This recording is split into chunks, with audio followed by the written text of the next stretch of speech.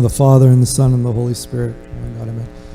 So thank you guys for coming. This is going to be hopefully a regular thing every month. We're going to try to have a parenting session.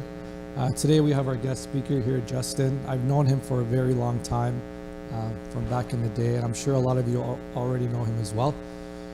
Without further ado, I'm going to pass it over to Justin, so let's give him a warm welcome. Wow, that wasn't warm at all, was it? No, that's okay. It's okay. Thank you. Maybe I will earn the applause at the end. But no, Mina, thank you so much for having me. Like he said, I've known Mina since way back in the day. He was an older brother figure to me even back in elementary school when he was schooling me on the basketball court. So thank you for having me here. Really excited to talk to all of you today. If you haven't had a chance to fill out the survey, please do so. It's a quick survey. It's an anonymous survey, so no one will know what you answer. It'll just combine all the answers together. And the other cool thing about the survey is that you can ask a question anonymously, right? So if you have a question anytime in the presentation, please feel free to lift up your hand. But just in case, if you want to ask a question and you're not comfortable with other people knowing that you're asking a question, this is the perfect solution. Or this one, yes, either way. You can ask a question, no one will know it's you, all right? And that's at the end of every question at the on the survey. So what I'll do at the end of the presentation is I will answer all of those questions, all right? And of course, at the end, if you have questions you want to ask your hand up, please feel free to do so. Answering questions on the fly is my favorite thing to do. So throw whatever you want at me. I love answering questions. Surprise me, it's fine. And last thing, very important, is I am not a perfect presenter.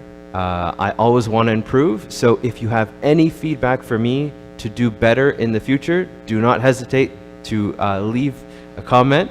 At the end, the last page on the survey is an opportunity for you to give me feedback. Sounds good? All right, thank you. And I also want to say hi to Marlon. Marlon is a superstar, wonderful person, also a therapist. Thank you, Marlon, for being here. Good to see you. Okay, so why don't we check out, or why don't we start the presentation? So I was asked to talk to you about building emotional resilience in your child. All right, so I'm very excited to talk about this. It's something that I'm actually passionate about. I want to introduce myself briefly. My name is Justin. I'm a therapist, so that's why I sometimes go by Justin the Therapist. All right, if you want to connect with me on social media, feel free to do so. It's just Justin the Therapist everywhere. More importantly, I have a practice where we actually work with a lot of people and do therapy. It's called Building Bridges Psychotherapy. You might notice a very famous, wonderful face in the middle, right there. Also right there in the back as she's walking away. Marlon works in our practice. Very honored to have her here. But we have a very diverse practice where we help a very even more diverse clientele. We work with individuals, couples, and families. So we talk a lot about parenting. We have a location in Mississauga, Guelph, Vaughan, and we do a lot of remote therapy. Our next hopeful location will be downtown Toronto. So if any of you know a nice office that we can take over, let me know. And yeah, feel free to connect with us. Something I wanted to just mention, you're the first people to know, is that we're starting a new initiative in January called Affordable Therapy Ontario. And the goal of Affordable Therapy Ontario is to make therapy accessible to all, especially those who cannot afford our full rate. So take a look out for that. All right, so enough of that. That's a little bit about me. Now it's the time to get to know you. So let's look at those survey results.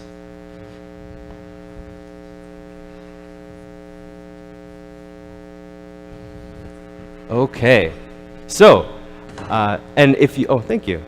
If you haven't filled out the survey, again, menti.com, and then it's hard to see the digits now, but it's 86134723.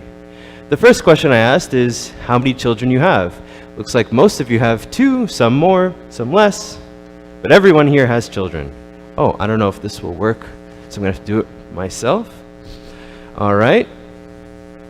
I asked, how old are your children? And it looks like most of you, somewhere within the range of 4 to 10, but the other half of you, 4 and lower. So, okay, nice. But no one here with teenagers. This is the perfect time to talk about building emotional resilience.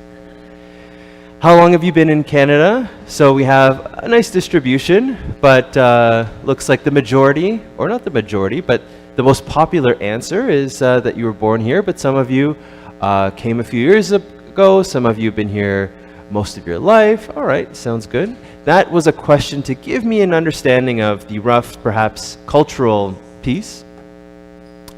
So what are you hoping to get out of today's presentation? Now this is my favorite question because I'm here to talk to you. I want to make sure that you're getting what you want out of today.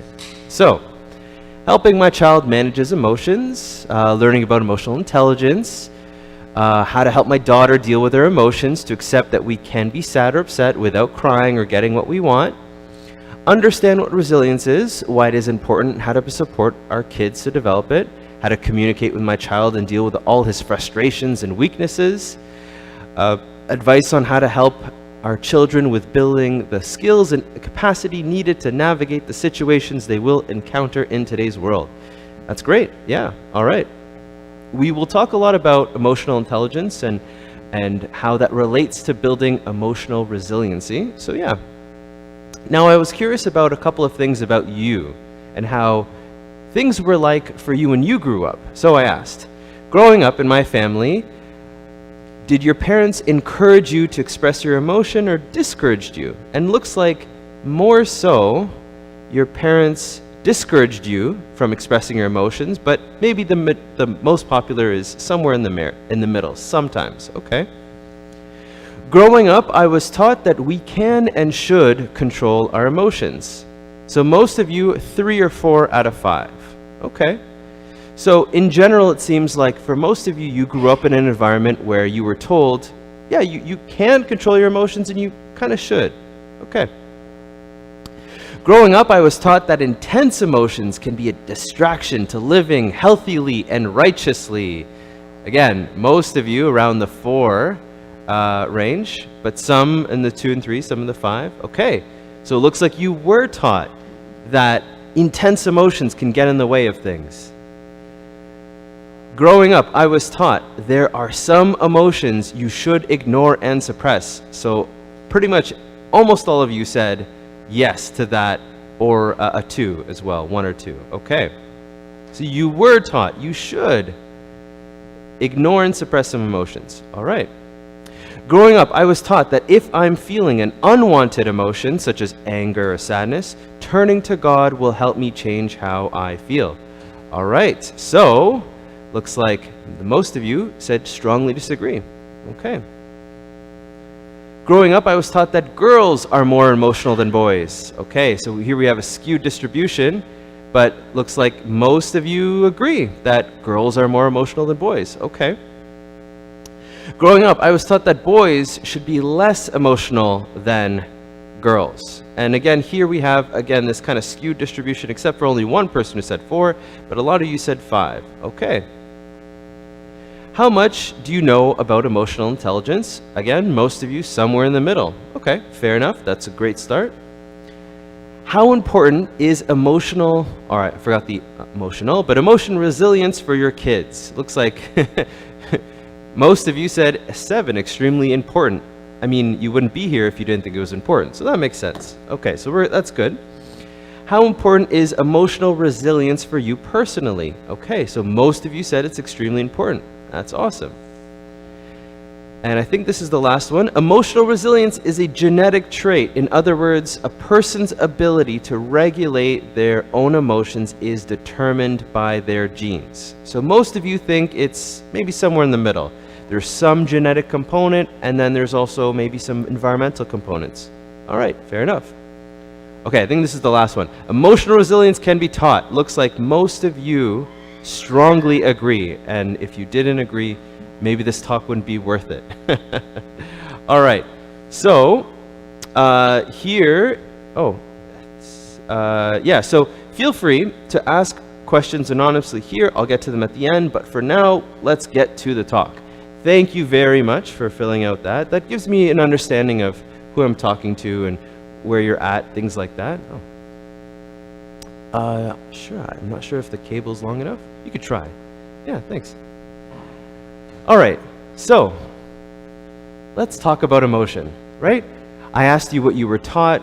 I'll share with you some of the things that I was taught growing up or some of the ideas I had about emotion growing up. So, one is that there's a handful of emotions, right? Anger, sadness, joy, I don't know, boredom, right? Just there's a handful. That there's some that are good and there's some that are bad, right? It's good to feel happy. It's good to feel, I guess, at peace. It's bad to feel sad, bad to feel angry. Or that if you have too much emotion, that's a bad thing, right? You don't want to be too emotional. And that it's good to control your emotions, whereas not having control of your emotions, bad, right? And that the emotions can be distracting. And that emotions are fleeting and temporary, whereas, because they're fleeting and temporary, you should, ignore them, kind of thing. And that it's better to be rational than to be emotional, right?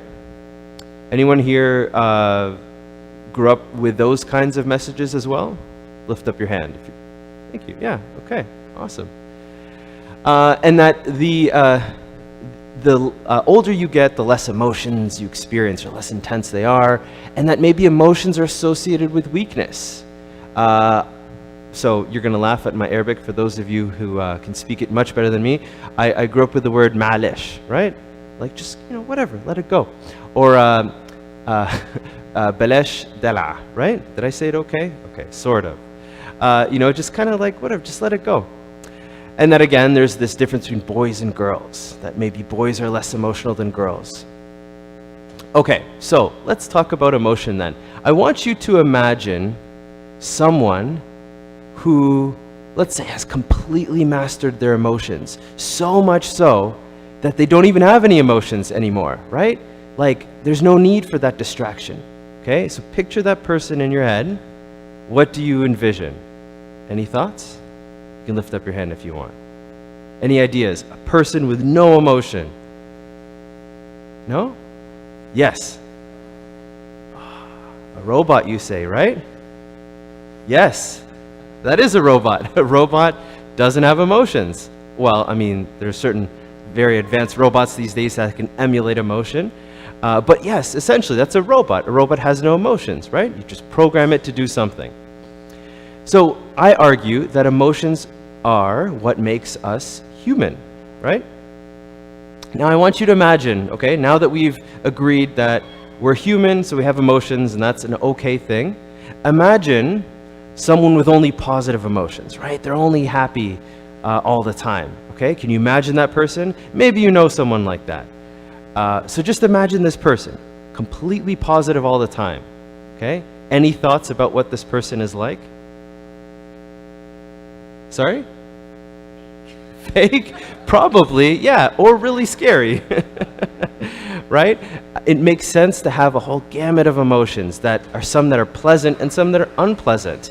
And if you expect yourself or your kids to have only positive emotions all the time, it might be fake.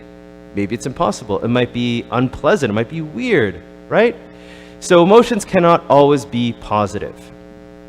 So what I am here to share is a different way about thinking of emotions, right? The way we think about emotions affects our relationship with emotions. So the idea here is this: emotions are pieces of information. It's just data. It's data that our bodies, that our minds are giving us, that are telling us about our environment, telling us about our internal environment as well, and it's valuable information. That's all it is. It's information. And it's information, and as a form of information, as information, it's a form of communication. And it's communication with others and to ourselves. Okay? So we think of emotion as information. It doesn't have to be positive all the time. It can exist. Yeah. Okay, so what about the Bible, right? What does the Bible have to say about emotion? So I hear what you're saying. You know what, Justin? You made an argument that emotions are, we should, accept all these emotions, but there are bad emotions, right? Like, in the Bible, it says, be angry and do not sin. Ponder in your own hearts on your beds and be silent, right? So anger, we might think of as a bad emotion. It's bad to be angry. But even in the Bible, it's very clear. You can be angry and not sin. So it's okay if we have these unpleasant emotions. Or that there are certain weak emotions, right? Like maybe we don't want our son to cry, right? That's often something I hear. You know what? It's okay, like be strong. Well, what about the shortest verse? Jesus wept. The one who we worship, the one who we see as perfect, he cried. And that was okay. Would you walk up to the altar and tell Jesus to man up because of John 11:35? No. I had a youth who I said this to, and he's like, well, his friend died. If my friend died, that's okay to cry, but anything else, okay. We'll see. All right, so in summary, for now, just the introduction. Emotions are what makes us human. They're not always positive. It's a form of communication. It's not sinful to have emotions, and it's not weakness to have emotions. So what are the goals here? What are the goals in this talk? What are the goals for us in general as parents trying to help our kids build emotional resilience? Is it to control the emotions, or is it to have more pleasant emotions, fewer unpleasant emotions? Is it to decrease the intensity of emotions, kind of like dampen them? Or is it to understand our emotions better? What is it, right? Is it to use emotions for good? Okay. Any thoughts on what the goals should be for this talk and for, our kids in general? Any thoughts? Yes.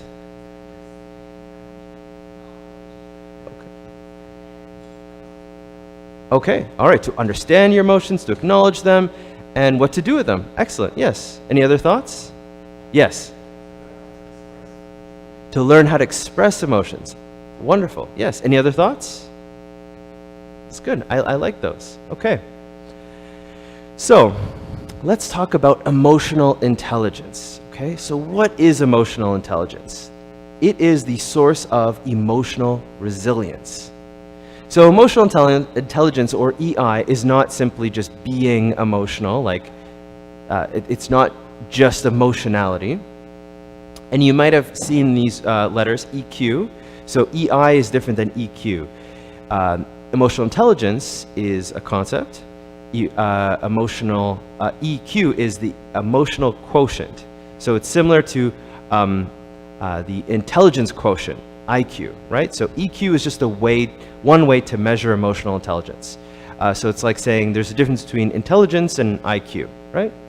So it's not exactly the same as EQ, just because I know some people have brought that up. So emotional intelligence, it comprises of 3 components, okay?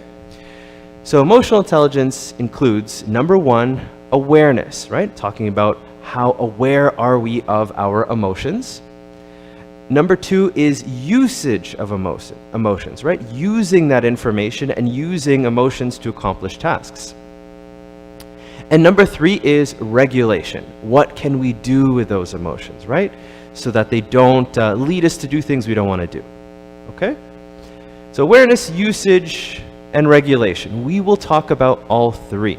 What we'll do today is I will go over awareness, I'll go over usage, we'll take a little break, do an activity for fun, if you're game for that, and then we'll finish by talking about regulation, assuming that there is time, right? Okay. So let's talk about all 3. I'm going to give you an analogy, right? Because that's kind of dry. So let me give you an analogy of emotional intelligence in action, okay? So your kids, maybe they're at school, they are learning about fire safety. Okay, so they're learning about how there is a fire alarm. And when there's a fire alarm, what do you need to do? Or what does it mean when there's a fire alarm? Very simple, not a trick question. There's a fire, right? So there's a fire, so then you have to, get out of the building for your own safety, right? So that's awareness, right? Learning about what these signals mean, what they're trying to communicate. And then afterwards, after they've been taught by, Mr. or Mrs. Fire person, Then they go through fire drills, right? Where they pretend that there's a fire, they ring the bell, and then they're like, all right, kids, time to shuffle out in a calm fashion to potentially save your lives in the future, right? So that's usage, right? You're using the information, the signals, to accomplish tasks, right? And then the third one, which is regulation, is now that the child has been taught about all of this stuff, if they do see a fire, they can understand what to do in that situation, right? They can recognize, I'm aware of what a fire is, I know how to use this information, so now I'm going to regulate for my own safety, I'm going to pull the fire alarm, and then save everyone's lives. Or there's a test that they want to avoid, and that's kind of, the dark side of regulation. All right. So, does that all make sense so far? Yeah? Okay, so I'm here to kind of sell you this idea of EI is a great thing. So we're going to talk a little bit about the risks of having low EI. So what are the risks? So with others, studies have shown that those with low EI have a lack of understanding of other people, right? That makes sense, right? If you don't really understand emotions and yourself, you might have a hard time understanding others. And that also will lead to having a lack of empathy for others. I'm sure all of you want your kids to have lots of empathy for others. And with lack of empathy comes lack of care. And that can lead to, of course, problems with friendships. We all want our kids to have wonderful, healthy friendships. And that can obviously then translate into problems with romantic partners, right? And I'm sure when it's appropriate, you want your kids to have healthy romantic relationships, if that's something they choose. And then, of course, that can also lead to bullying, which is not good at all. And it could lead them to being judgmental and, very discriminatory, right? Racist, sexist, xenophobic, etc. With the self, if you have low EI, that could lead to poor self-regulation. You have a hard time of regulating your own self, right? And you could be riddled with shame and self-judgment, which is really unpleasant. I went through that for a while. And obviously lots of internal conflict, and obviously as an outcome, poor mental health. In particular, it might lead them to have depression, anxiety, and even obsessive thoughts. And loneliness, which is all really, really terrible, and poor academic performance, which I'm guessing a lot of you really want your kids to excel academically. And that translates, of course, into poor job performance. Okay, so I've scared you by now, I've depressed you, I apologize, but it's important to talk about that. Now it's important to talk about the benefits of having high EI, right? Which, is the mirror image. So it makes people more likable, better social relationships for children, for teens, and for adults, better family and intimate relationships, better academic achievement, better work relationships, better psychological well-being, better understanding of themselves, right? So lots of positive things, and it allows for self-compassion, which is huge, right? So lots of good things. All right, so hopefully by now, I've sold you on the importance of EI. Yes? No? Thoughts as I sip? No? Good.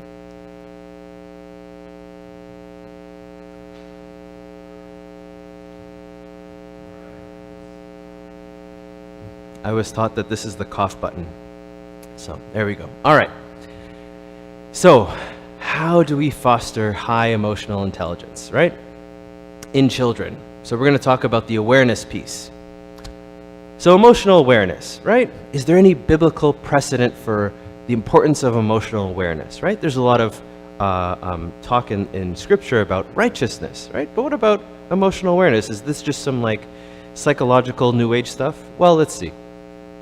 So for self-awareness, 1 Timothy chapter 4, verse 16 says, keep a close watch on yourself and on the teaching. Persist in this, for by so doing, you will save both yourself and your hearers.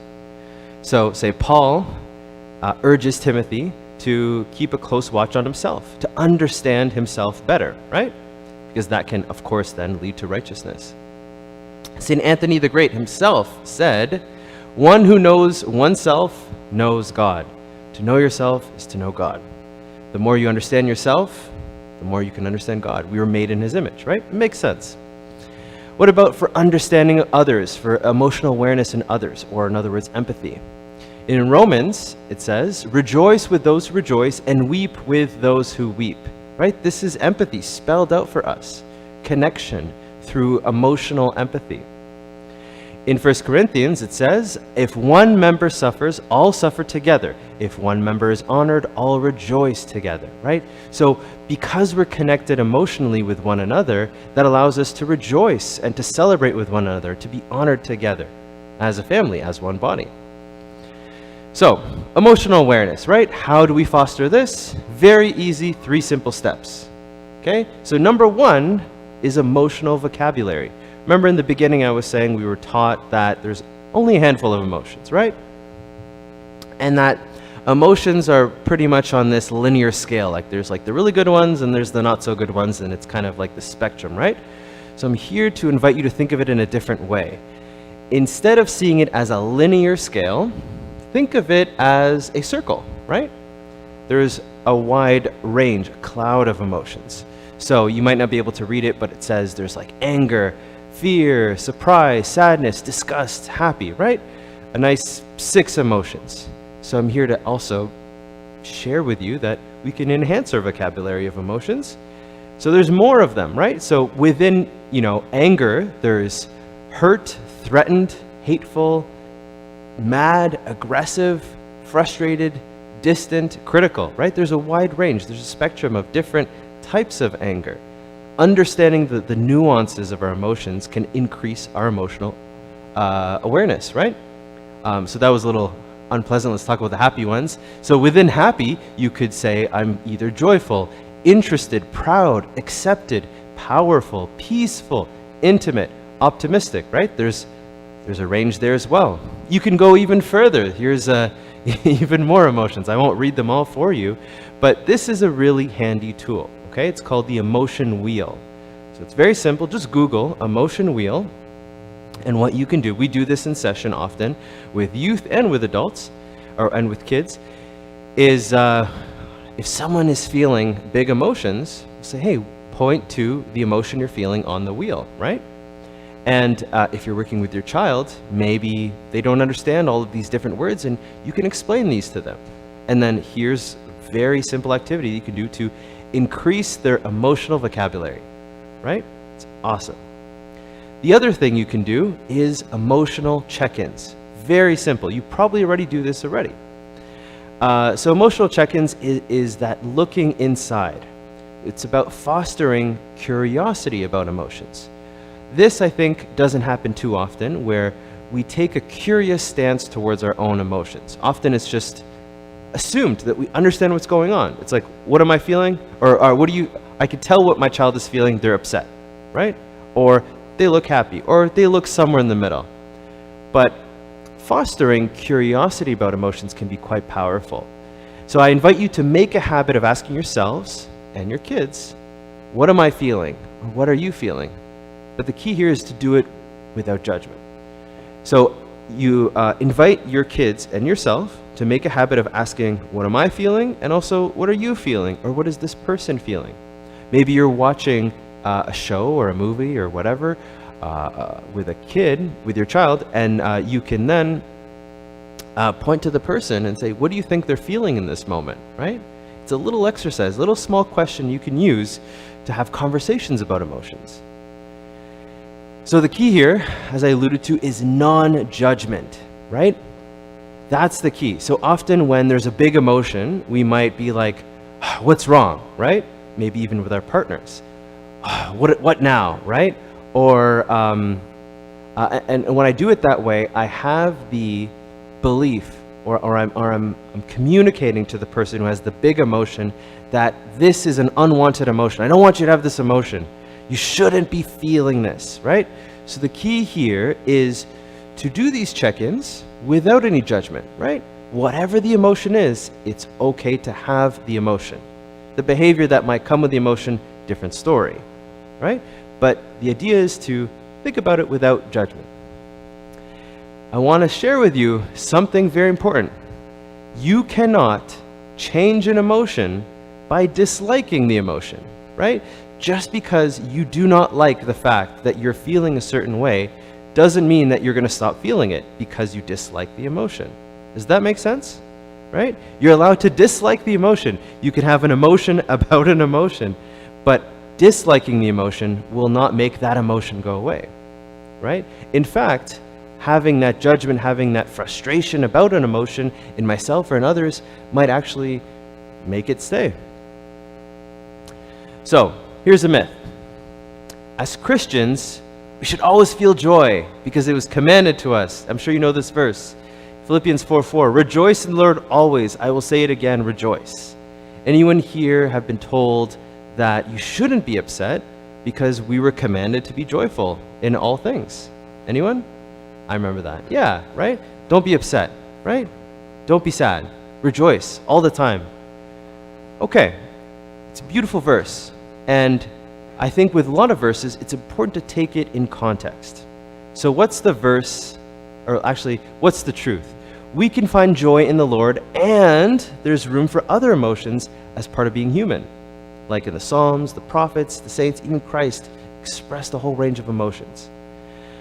So, the verse, it's important to take it in context. The verse right after says, let your gentleness be evident to all, the Lord is near. Let your gentleness be evident to all, the Lord is near. Gentleness. So I invite you to have gentleness about emotions, right? As we're talking about non-judgment, have gentleness with yourself, with your kids, about the fact that they have different emotions that aren't necessarily joy at all times. So Christ is a source of joy, but that doesn't mean that every single moment we will always be experiencing joy. That's how I understand it. Maybe I'm wrong. Okay. Another very important thing is safety, okay? It's important to create safe space for emotions. This is what we're talking about, non-judgment. How can we do this? Just imagine that you went through a really tough day, okay? You opened up to your friend, and it's the worst friend you can open up to, okay? And it's maybe because they misunderstand you. They don't try to understand, they judge you, they invalidate you. So it's important to create that safe space to talk about emotions, where there is no judgment, there is validation, and yeah. So I know I'm glossing over this point because we've kind of talked about it already, but I want to say that you may have heard the term safe space before. Safe space for emotions and for your kids is different than permissive parenting. Permissive parenting being you can do whatever you want. You could feel whatever you want, you can do whatever you want, you can whatever, right? There's a difference between safety and permissiveness, or too much permissiveness, right? So I can create a safe space and say you can feel what you're feeling, and it's not okay to do certain things. Do you see the difference? So that's just a note that I wanted to point out there, which came from feedback from other parents before. And this is a big topic in itself, but I'll say it very quickly. It's important to emphasize creating that safe, open space for your child more so than only focusing on controlling their behavior. All right. So, another myth that came from parents as well is because there's so much evil in the world, I need to protect my child by monitoring and controlling their lives. Anyone may have heard this idea or maybe even felt this, or maybe even had parents that felt this, right? There's so much evil in this world. We just need to protect them. We need to shield them, put them in a bubble, right? If only we could do that. And you have tremendous love for your kids, or maybe as a child, your parents loved you tremendously, that it came from a very good place, right? And you're thinking, Justin, if we don't protect our kids, they could ruin their lives, right? And it's very, very scary. So, the truth is, we cannot monitor or control our kids forever. Kids are future adults. Kids need to learn to make their own decisions. Kids learn best from their own mistakes. So we want our kids to build emotional resilience. This comes from experiencing unpleasant emotions, and that comes from making mistakes. So I'm not saying let your kids, do whatever they want and ruin their lives, but allowing them to make their own mistakes can allow them to grow and come back and have an even better relationship. just like the prodigal son. It's all there, right? You can only control 50% of your relationship with you. Okay, so we went on a little bit of a tangent, but it was an important piece that was important to throw in there. So how to foster emotional awareness, improve that emotional vocabulary, have these emotional check-ins with yourself, because that fosters self-awareness. With others, it fosters empathy, and make emotional expression safe, right? Okay. Whew. All right, so we got through the first point. That was the longest point. Don't worry. Any thoughts or questions so far?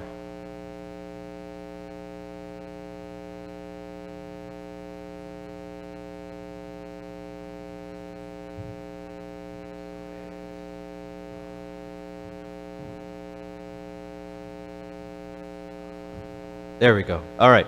So right now, we got through awareness. There's still usage to talk about and regulation. I was going to save the activity for after usage, but if you want, do you feel like switching it up and doing the activity right now?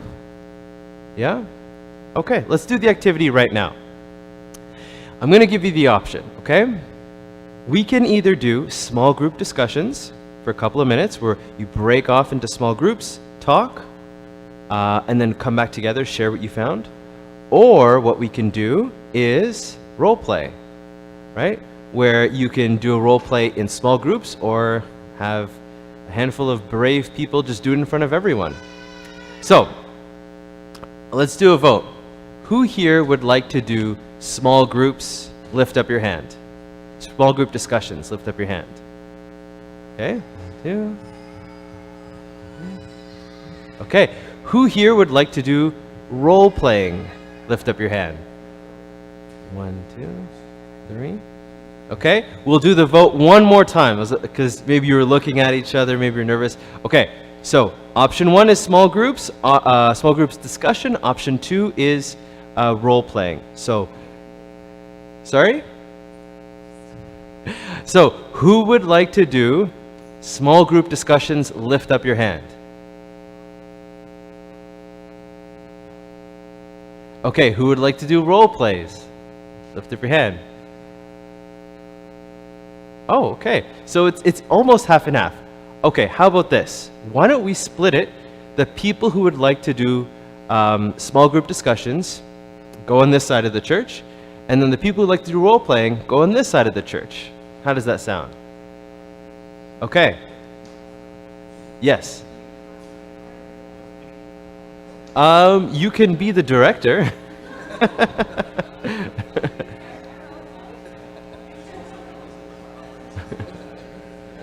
Yeah.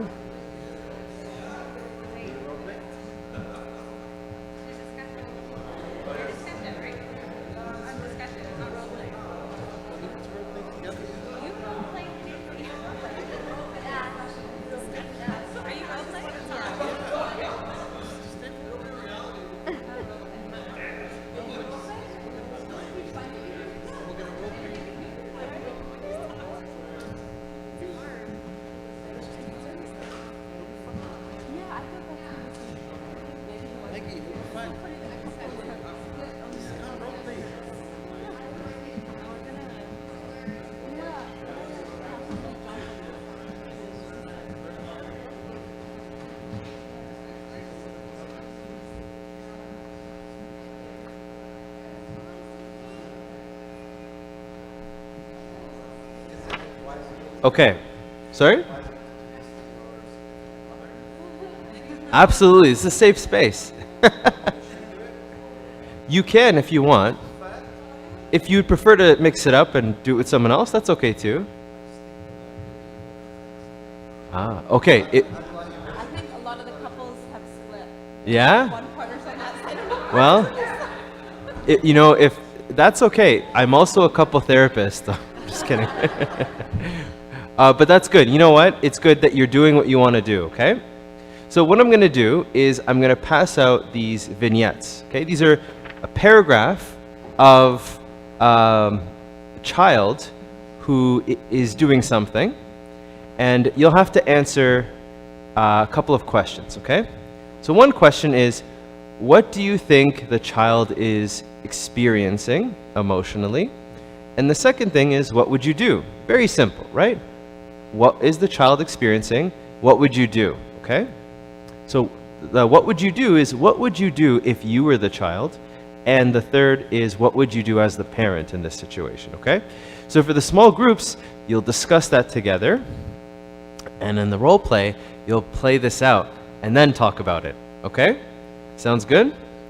So, I have 5 vignettes. The role plays might take a little bit more time. So what we'll do with the discussions is maybe think it makes sense to split into 2 groups, or to have, would you prefer just one group altogether? It's your preference, whatever you want. One group? Okay, so maybe what I'll do is I will give you, let's say, I'll give you 3, because you might need more, they might need more time. Yeah, I don't know which ones these are, so here you go. Here's 3 to discuss. So remember those 3 questions, share it amongst yourselves, and I'll give the role play group 2. Okay? So how many people are going to act? Huh?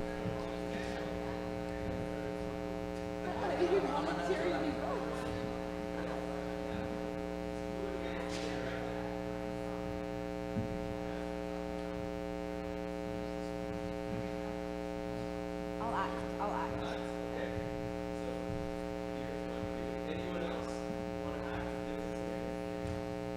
So wait, I'm acting the child?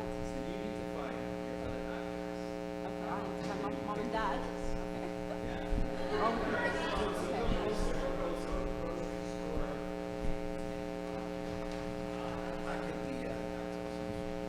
If you need someone with low emotional intelligence. Okay, so I'll move mine out, and then I'll get 2 more volunteers to do this one with me. Yeah. Okay. So mine is your older child, 12, is practicing piano at home after school. Your older child, 14, is trying to FaceTime with their friends, but gets annoyed because of the noise. Before you come home, they argue about the dishes. By the time you arrive, they're now in a screaming match, yelling insults at each other using hateful words.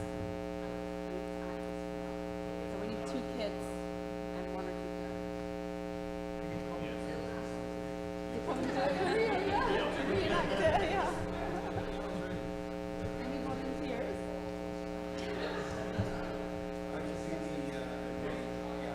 You'll be the piano player?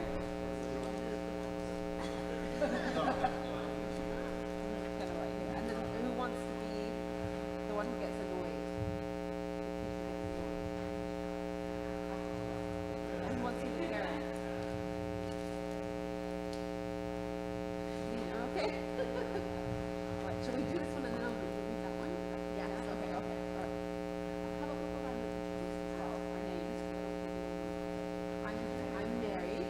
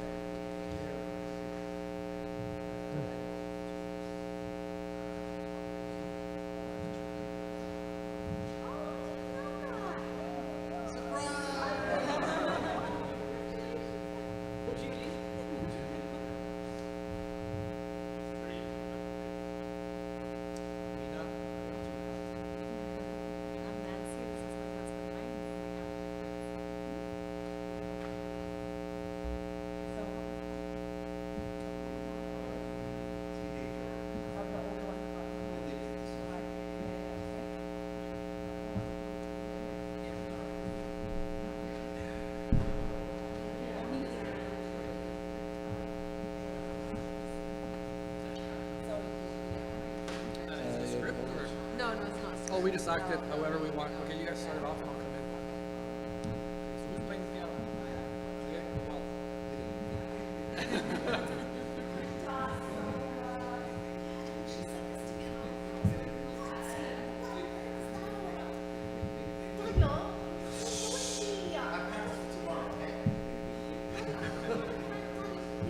Stop being so annoying.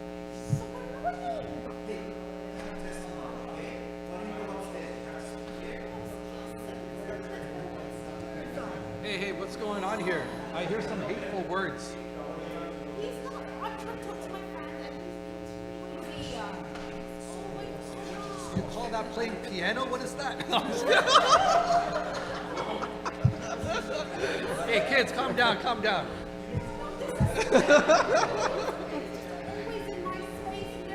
Okay, can we hold on? Hold on.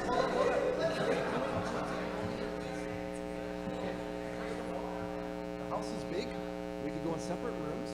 Secondly, okay, you make a point, Daniel. I understand. Okay, can you let me handle that? I'm going to make suggestions. Okay, why don't we do this? Why don't we take a break, hang up the phone, and you can call your friend a little later. Let's have this discussion right now. Okay. Okay, let's take a minute. Take a minute. Okay. Let's stop. For this moment, so please stop what we're doing and hang up the phone because I don't want them to hear the whole conversation. Thank you. Can you close the piano, please? Thank you. Okay, off to bed. Here we go.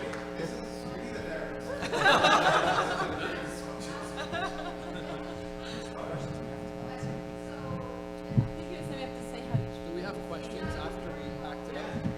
After you've laid it out, discuss. Okay. So, question one. What do you think the child is feeling? What do you think the child was feeling? That's for both children, right? Yes. I think they both had. Yeah. The older one probably felt treated unfairly. Why don't we check in with the actors? So, when you were pretending to be a child, what did you each feel?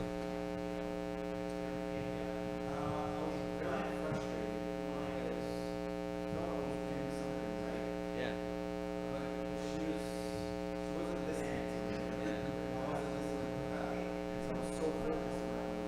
Yeah. And how did that make you feel? Right. Okay. It's a lot of anger, a lot of injustice. Yeah. Exactly. Okay, thank you. Yeah, what about you? What did you feel?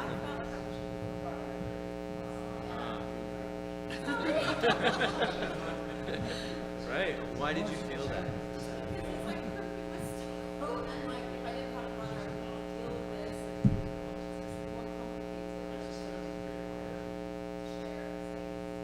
Frustration. Yeah. Okay. Any other thoughts on what they may have been feeling in their emotional experience?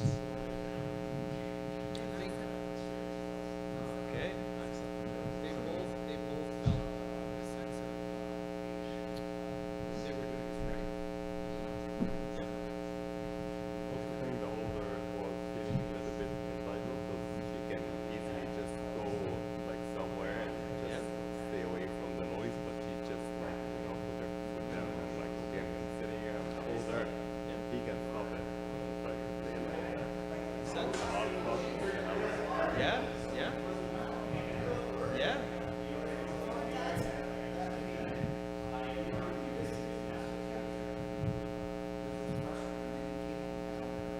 Right.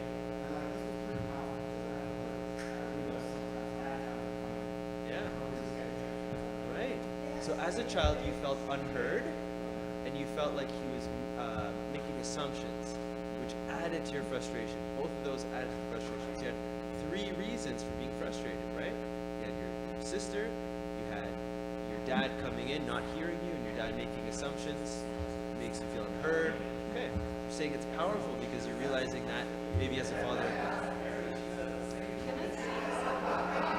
Sure, and then you. For me, this happens often. Sophia, I guess, is the older, but in this situation, it's clear to me that she should just go upstairs because he can't go to the piano. But Sophia would answer and say, I was here first. Why do I always have to? Yeah, accommodate. Right.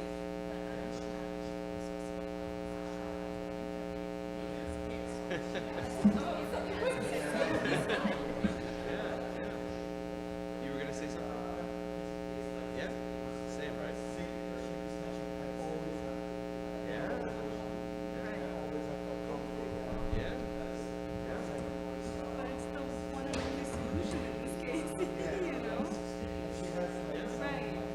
then she'll feel like it's an unfair component. I think the main issue here is when kids are yelling at each other, it's really difficult to just like make it stop for a second so you can have a conversation. Yeah. Or make them feel heard. Like how can they like you can't have a conversation if you're yelling. So what does the group think, right? How do you have conversations with your kids when they are in a fight? When your kids are fighting, how do you have a conversation with them? What works?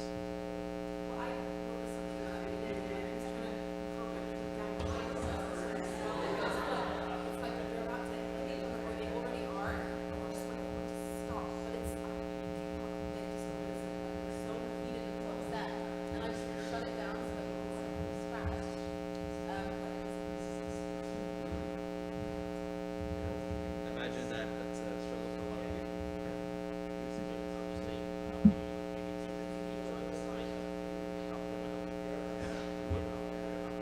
What do you think about that?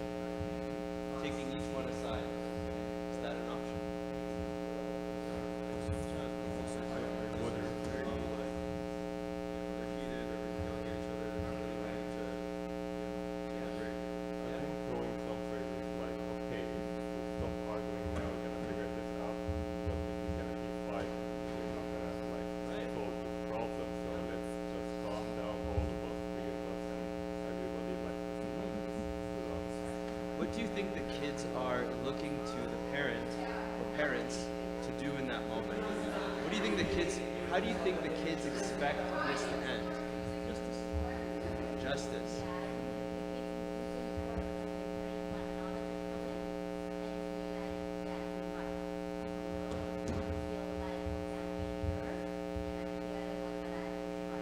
Yeah.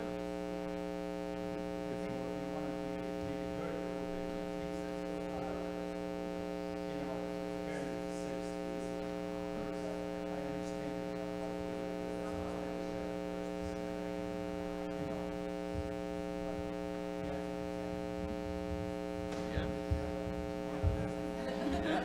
That was good. That was good.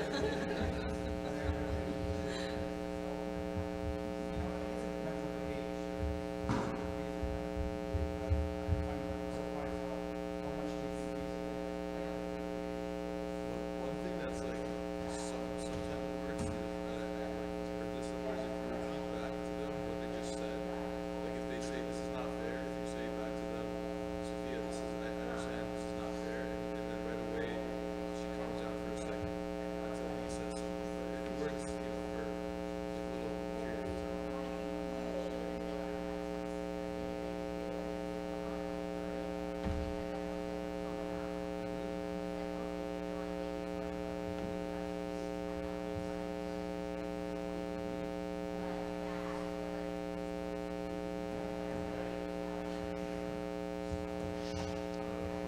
Really great discussions. This is amazing, right? It's all coming from you too, not necessarily coming from me, which is great.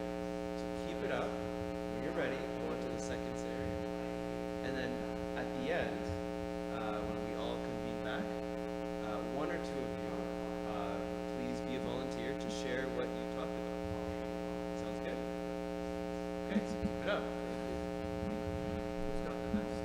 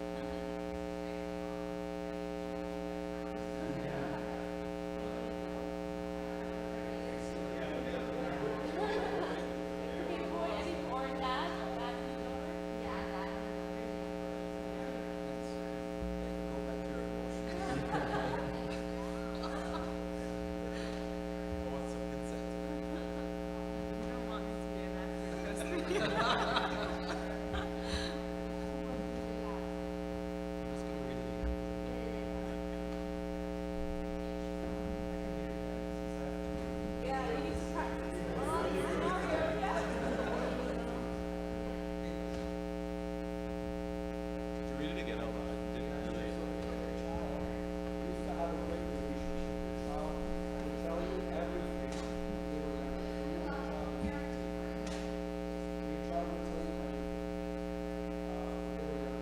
That changed 2 years ago when they told me about her crush, how we wanted to go on a date. Ever since we could meet her, we feel as though there has been a wall of distance between you and your child, and it makes you feel really distant.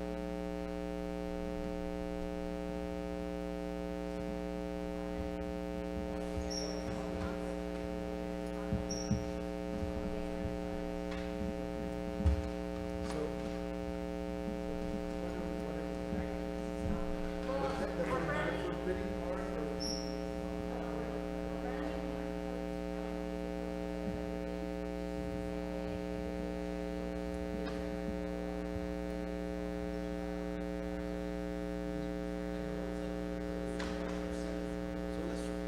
Just a conversation. Oh yeah, then and now. I think that was what the hell was this guy? And then we did this. And then now. Yeah. So do then and now. The incident, yeah. Yeah.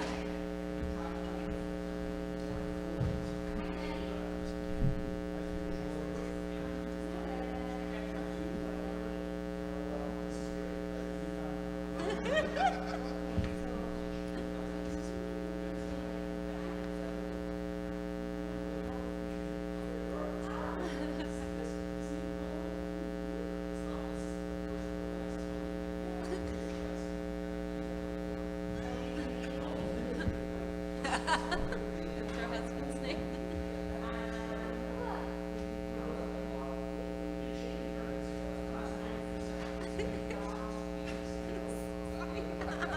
So good for you.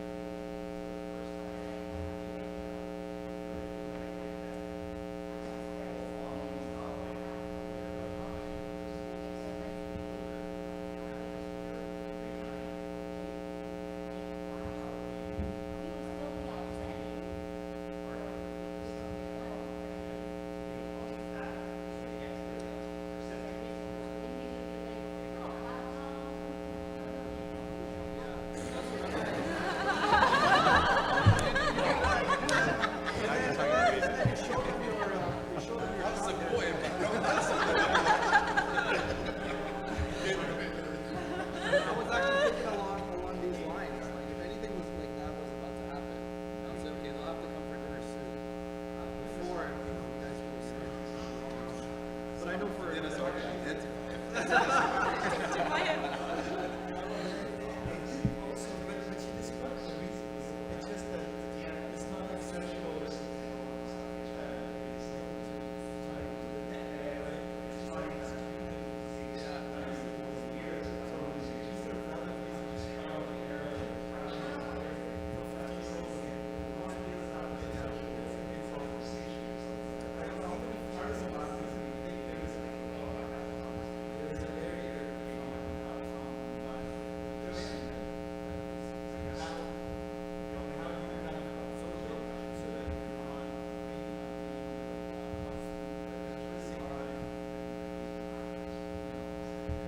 This is tricky, especially with this topic, because I don't think they're really looking for your approval necessarily, because they will do this stuff behind your back, and it's gonna happen. It's just how you deal with it. Yeah, so growing up, I heard my parents say, rather than do things in front of my eyes, I do it behind my back.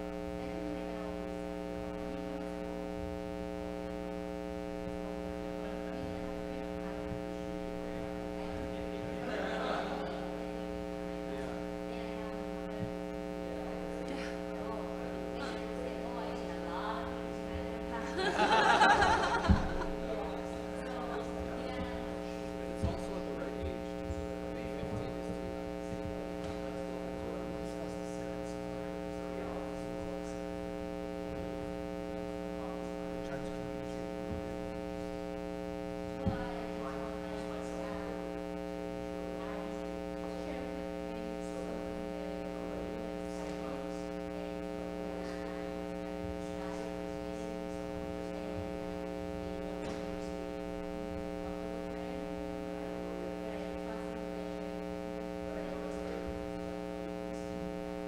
after that, too, I guess the second scenario, right now you just always put up your area between your father. So I guess the second scenario, what would you do? What would I do if that happens to me? Like, my kids, I think it would kind of be a lot of work. So it's not the root was 2 years later. No, I don't know, maybe 2 years later is a stretch, but It sounds like it needs to be resolved so you can be able to trust was broken communication. Those are, again, this is scenarios 2 years, I kind of get things like that can happen. Because I feel like if you shut down my kids silently over a period of time to the point that they don't really see that fine line when you shut them down. It's just progression. But keeping the line of communication open during the time, I took that's very important. Is listening. Okay. So, do you need any more time? Do you need any more time? I feel bad interrupting. I feel like you've had such fruitful conversations and discussions, right? Yeah. Oh, thanks. Wonderful. Yeah, feel free to sit wherever you want. Yeah. Wow. So I had the honor of sitting with both groups and listening to some of the discussions, and wow, it's pretty cool. A lot of the ideas, or actually all of the ideas, came from you. It wasn't me kind of teaching, this is what you do, this is how you should think. But so, really amazing. So what I'd like to do now is ask you a question. Do you remember the 3 questions I asked you to reflect on and discuss? What were those 3 questions? Any ideas? Do you remember what I asked you to think about? Yes? Sorry? Yes, what would you feel if you were that child? Yeah? Yeah? Okay. So I asked, what is the child feeling? What would you feel if you were the child? And what was the third one? Yes, what would you do as a parent? Is there one question that you can think of that I didn't ask you to think about? Something that's missing? The feeling of the parent, yes, that's very important. Any other questions that I didn't ask you to think about? That is an important question. The solution? Okay. Which could be what to do as a parent in a way, but maybe it's different.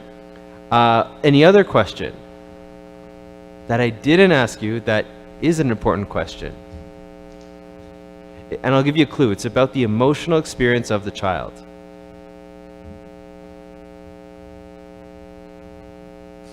Do you want me to tell you? Or any final thoughts? No? Sorry? Not how we change it. No. But that's valid, huh? How impacted emotionally? Okay. Not quite, but also valid. The answer is why? Why is the child feeling this way, right? I asked, what is the child feeling? But the question, why is the child feeling this way? I didn't ask you to think about, but instinctively, a lot of you did reflect on that and discuss it, which is great. But why we feel a different way is all about usage of emotion, right? Using the information. So the myth is that emotions have no place in rational decisions, right? I think in some of the discussions of the role plays, we asked the actors, how did it feel to be in that situation? And it was like, wow, I was really upset. I felt unheard. I felt it was unjust. I felt there was assumptions made. I felt like all that kind of stuff. So the truth is that emotions are valid information. And sometimes doing a role play or doing a discussion allows us to reflect on what the emotions are telling us and why they're telling us that. So I'm sure most of you are familiar with this movie, Inside Out. Yes? No? Anyone not familiar with Inside Out? Feel free to lift up your hand. Okay, a couple. So Inside Out is a Pixar movie, an interesting one, where the idea is that there's this child, and in her mind, she has these different characters, and each character represents a different emotion. They're the embodiment of the emotion. So you have like the, the red one is anger, the purple one is fear, the bright one is joy, the green one is disgust, and then the blue one is sadness, right? And then in her head, she has these different characters representing different emotions, and then they're kind of like fighting with each other or arguing, and then eventually they work together for the child to kind of solve life's problems. It's pretty interesting.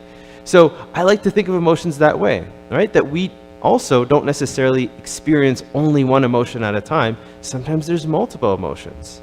And something that's helpful in parenting is recognizing that maybe my child, maybe there's one emotion that's louder, but maybe there's also another emotion my child might be feeling that's underneath. And that's something that we do a lot in therapy, is get to those emotions underneath. So when they work together, things work because they all give valuable information. And it's not just Pixar. Research shows that emotions help us make decisions. So what they found is they tested people, gave them the task of doing some sort of rational decision-making type of thing. And they had some people who their brains were fine, and other people, they had an injury in the part that deals with emotions. So they weren't really feeling emotions. And those who didn't have emotions were worse at solving rational problems. So the take-home message from this study is that emotions even help us make rational decisions. Believe it or not, right? So, one slide and then we're going to talk about the activity. How to use emotions, right? We've talked about the emotional check-in, but the next step is to ask ourselves, why am I feeling this? Or in other words, what is the emotion trying to tell me, right? I'm throwing a tantrum, I'm a child, or I'm really upset, or I'm really distant, or I'm really hurt, or I'm really angry. What is that emotion trying to tell me? Another question you can ask yourself or ask your child is, if your emotion had a voice, what would it say?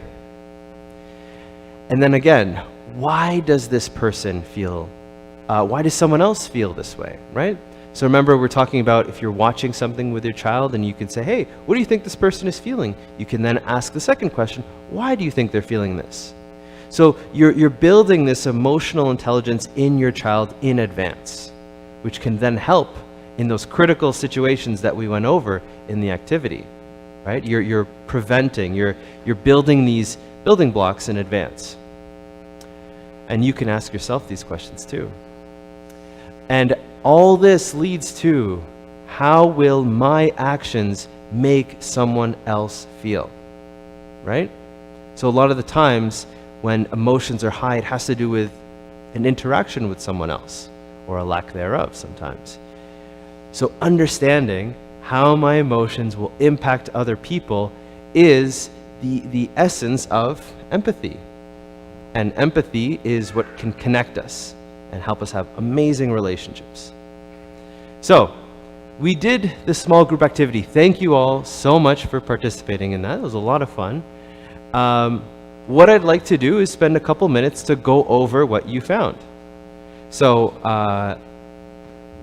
we can go, if we have time, we can go over all of them or just a couple of them.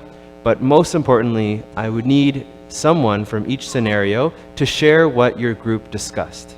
So, who would like to start with the vignette number 1? I think it was the small discussions group. Can anyone share what came out of the discussion?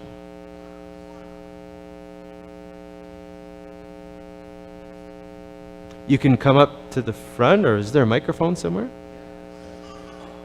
Oh, here it is.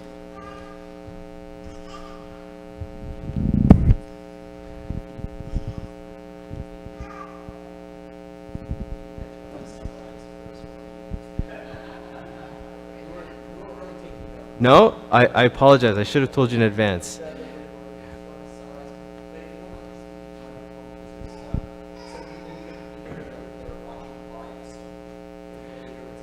And can you read it first and then explain? Sure, and maybe since we weren't taking notes, maybe other people can pipe in if there's something important that I forgot.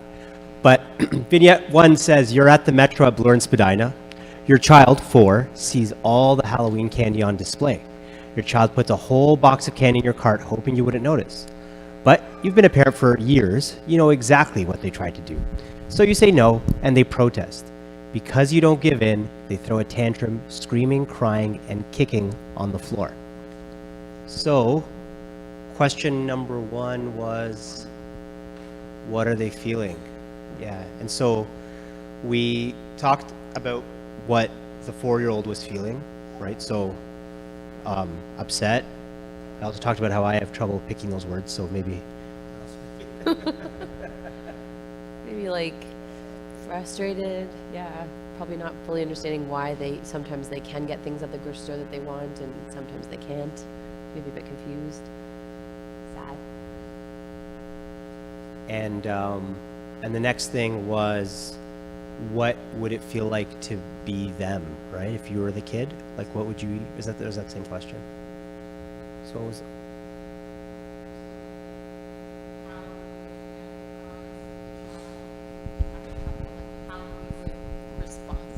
how we would respond to that scenario, and like we kind of got tips from each other on like, okay, well, what have you done, or what has worked with you? A lot of people said, like, myself included, is like deflecting, distracting the situation.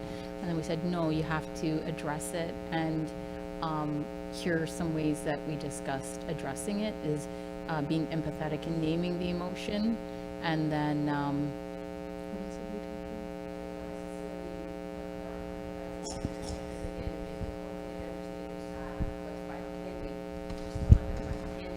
We're kind of still giving them space to like tolerate that they're not happy about it and accept that this is a hard thing, even though they really, really want it. We can't get it. Right. And it's okay to be upset about it. So, thank you so much for that. I really appreciate you sharing these the discussions that you've had. I think that this example, like you're bringing up, represents the duality, or not the duality, the dialectical way of thinking that you can feel upset, and just because you feel upset doesn't mean that you get what you want, right? And it makes sense to throw a tantrum if you really want candy and you're not getting it. I think even as adults, many of us have probably tried to restrict what we eat or not eat certain things. Maybe we're fasting, or maybe it's for health reasons, or whatever the case. And then it's like you really want that, chocolate cake, and you can't have it, and then your body's angry at you because you're like, it looks so good and it smells so good, but you can't eat it. So even as adults, it's upsetting, right? So it's understandable that our kids can feel upset if they don't get what their bodies are saying they want. But just because they're upset, just because maybe they're throwing a tantrum, just because maybe it's embarrassing, doesn't mean that they get what they want, right? So it's not, you're throwing a tantrum, so you know what? You get what you want. Or it's not, don't throw a tantrum, shame on you. You're not supposed to throw a tantrum, and you don't get what you want. It's both, right? Makes sense to feel unhappy, and it also makes sense not to get what you want. So you can have that both. And that's called dialectical ways of thinking. The and instead of the but. So thank you. Any other thoughts or comments about this one? Good? All right, let's go on to the next one. Who had vignette number 2? All right, yes. So, microphone, yes. And then can you read it and then share what you think?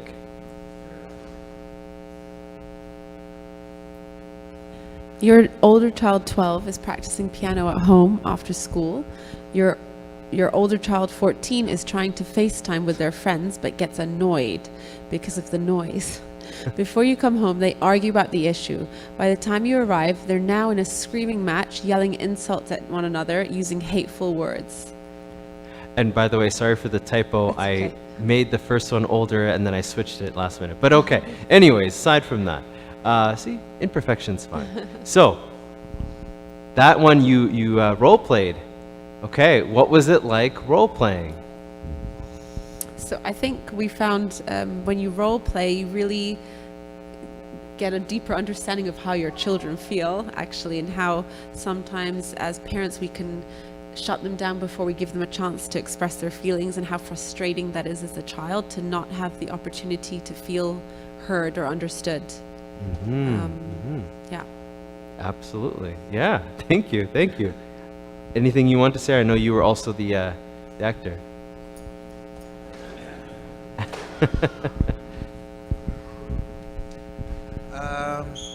Yeah, so I think as the younger child who was playing the piano, I had a valid reason for playing it loud because I was practicing, and the older child also had a valid reason, but everyone was so concentrated on what they were doing. And to Mary's point, acting it out really is powerful because you get to relive through that child.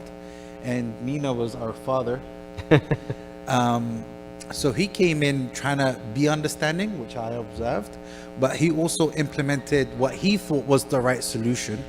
And then he shut us down with what he thought was the right approach, which as the children, I think we were frustrated because neither of us ended up getting what we wanted. Oh yeah, we weren't heard. Yeah, exactly. So that was powerful to see, but there was nothing perfect about the situation. And the parent, because as a kid, you would think your parents always know how to deal with things. So for him to kind of like almost defame himself was, I don't even know if that's a word, but like, what's going on there? This is not how you deal with this situation. Yeah. Something you said really stood out to me just now. It wasn't a perfect situation. It wasn't pleasant for everyone, right? And I think that's an important thing to remember, is you as parents, you're all here today assuming, or I'm assuming, because you want to do better for your kids, right? Which means your heart is in the right place. And that's excellent.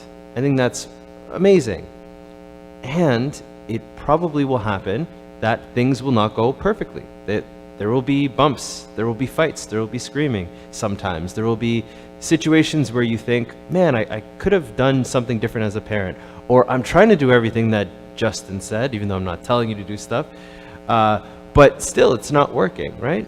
So it's okay if, as you're going through your journey as a parent, things don't go perfectly, especially when you have more than one child, right? One is very difficult. Two, even more so just by virtue of addition and so on and so forth, the more kids you have, supposedly, right? So it's okay. Remember, gentleness with your kids, but also gentleness with yourselves. You're all doing great. Keep it up. So there was something else. What was it like as a parent, Mina? Yeah, that's a good point, because a parent never gets that kind of feedback when he's trying to parent their kids. They don't say, "Oh, Dad, this is the wrong way to do it." Right.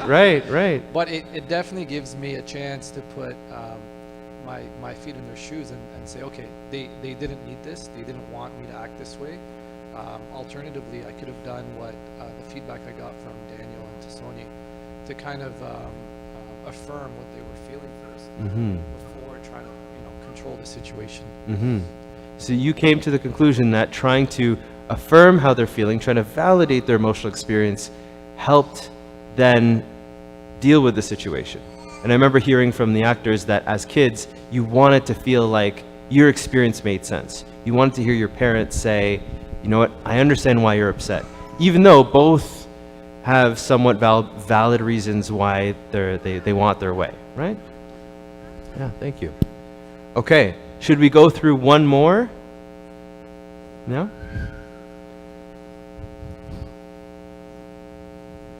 So, we have options between Vignette 3, Vignette 4, Vignette 5.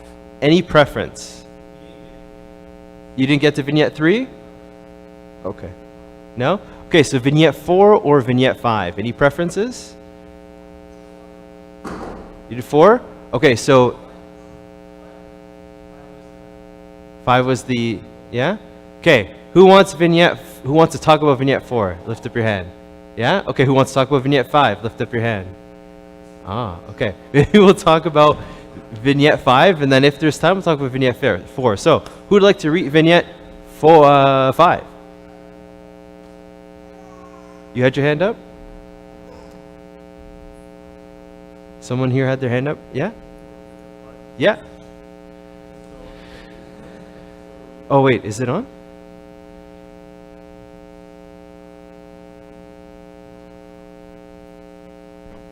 So you and your child used to have a great relationship. Your child would tell you everything when they were younger. That changed 2 years ago when they told you about their crush and how they wanted to go on a date. Ever since you forbade them, you feel as though there has been a wall of distance between you and your child, and it makes you feel really sad.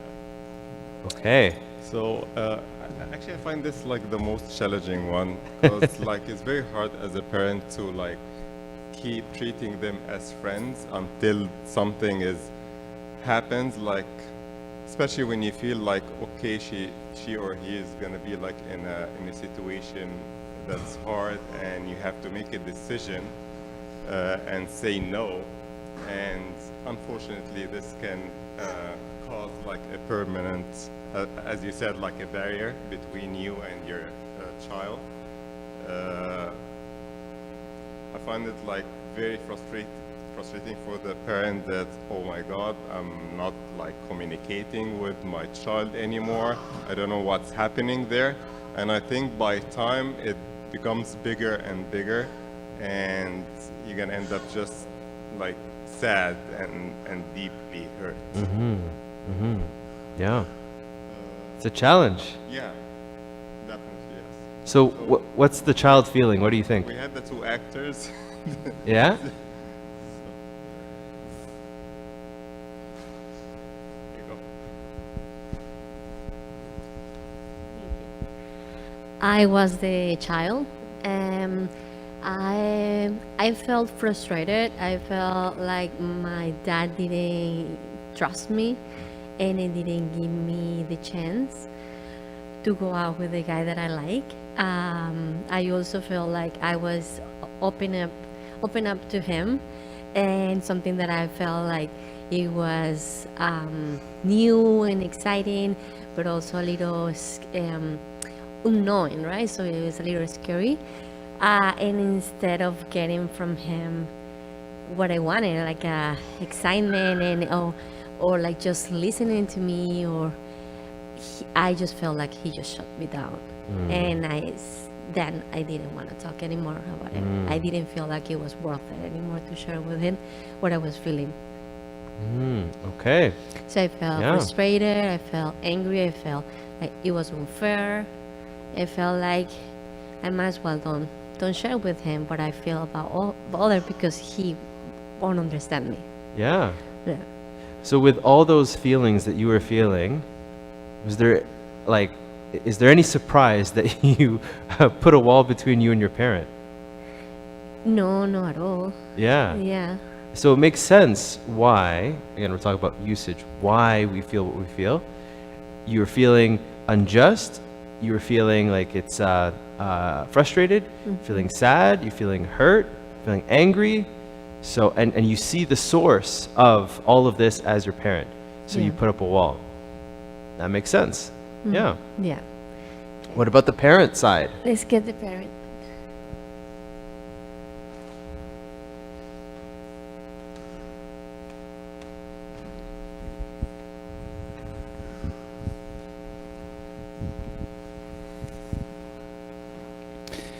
Yeah, from the parent side, I felt that I didn't know what to do. Even though she explained her reasoning and so on, they were still kind of, they're objectionable to me, right? And when she was 2 years later, obviously that hurt a lot to be, as a parent, especially since it's been kind of a good relations before. So it kind of made sense to you, or it maybe hit you that she's still upset 2 years later. Maybe it really upset her, is what you're trying to say. Yes. Yeah. Okay. And so the question now is, what would you do as a parent? 2 years later, or? Yeah, like let's say now they're 15, right? What would you do now? Okay. Okay, so any ideas? Imagine you're in this situation, you're a parent. Maybe you have younger kids now, and so it doesn't feel very relevant, but it might come sooner than you think. Thank you. So, what would you do? Any ideas? Any thoughts?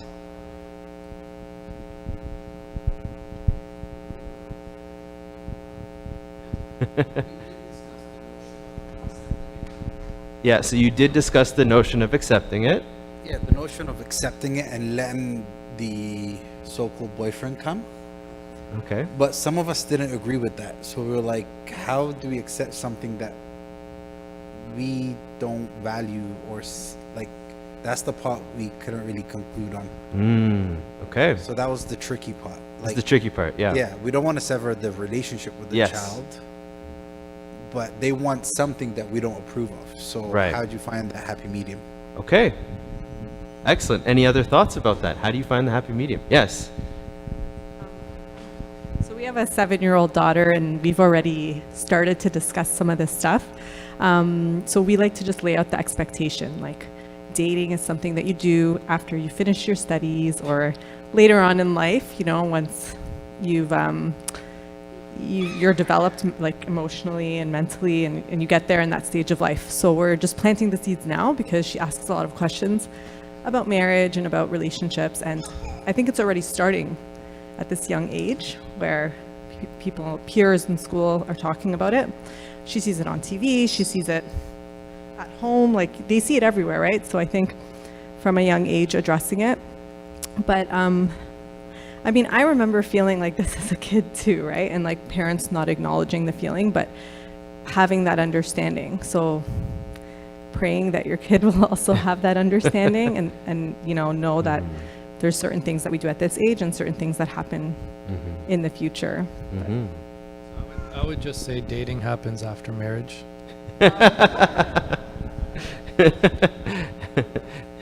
Yes, no dating until you're married.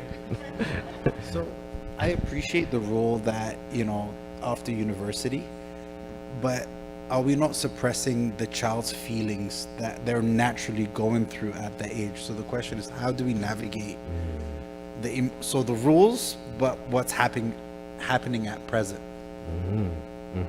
What I'm kind of curious to figure out on what people think. Any other thoughts about that? Yes. This isn't necessarily a solution, but the thought that I keep having is like, what about just, like, is there any role for just acknowledging the fact that, like, hey, we used to talk a lot, and we used to be really open about how we were feeling with each other, and I noticed that ever since, you know, this happened, we don't talk as much anymore, and it probably upset you, the decision that I made, and, you know, like, almost just calling out that I've noticed this change, and I can tell you're upset with the rule, and let's talk about that, see where that goes. Yeah, Just like right? shooting the elephant in the room. I don't know. That's probably the wrong expression. I don't know.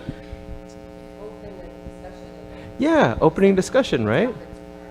Right, like, so in the vignette, the parent is sad, right? And it's the only one where I named the emotion of the parent. You are feeling sad, right? Because there's that disconnect, there's that loss of a relationship you had with your child. It doesn't necessarily mean you change your values, you change your position as a parent, which, by the way, I'm not here to tell you what your position should be about anything, because there's lots of debates everywhere. But you have a position, you made a decision, it caused a disruption in that relationship.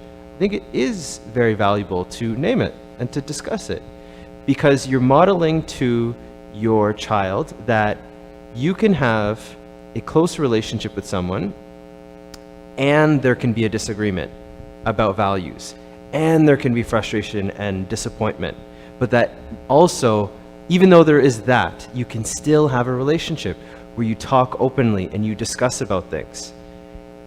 So it doesn't necessarily mean that you're giving up your position. It just means that we can still have a relationship even though we disagree. And I think that's the key here. It doesn't have to be about dating. It could be about anything, right? The whole point is, when you put your foot down as a parent, that doesn't have to mean that the conversation is over. That doesn't have to mean that you and your child are now in this hateful position in perpetuity, right? It's, hey, we can disagree, but we can still get along. We can still talk about things. We can still connect. We can explain, we can discuss, maybe even debate a little bit. Yes.